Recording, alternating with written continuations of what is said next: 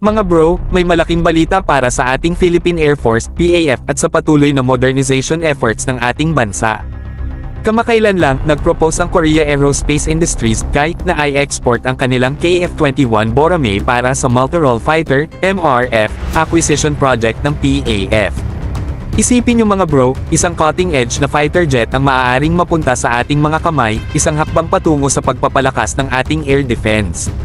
Ang proposal na ito ay nakabatay sa kasalukuyang MRF Acquisition Phase 1 Nanogram PAF na may budget na nasa 61.2 billion pesos.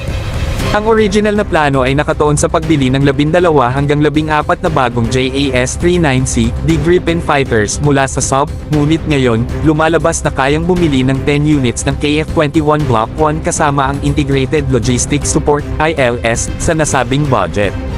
Bagamat may limitadong air-to-ground capabilities ang Block 1, handa itong sumabak sa air defense at air interdictions, saktong-sakto para sa ating pangangailangan. Ang pagbili ng Block 1, kahit na hindi pa ito ganap na may full capability, ay may malaking benepisyo para sa PAF. Una, magsisimula na tayong magtayo ng proficiency at familiarity sa ganitong klaseng advanced fighter jet.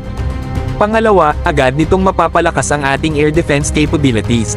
At don't worry, mga bro, darating din ang Block 2 upgrades pagsapit ng 2028, na magbibigay ng mas malawak na capabilities, at maaari nating makuha ito kasabay ng Republic of Korea Air Force, depende sa mga magiging kasunduan.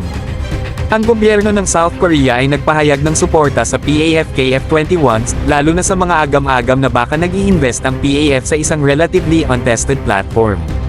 May posibilidad na maapektuhan ang aircraft ng mga development issues, ngunit handa silang suportahan tayo sa bawat hakbang. Ibig sabihin mga bro, hindi tayo nag-iisa sa laban na ito.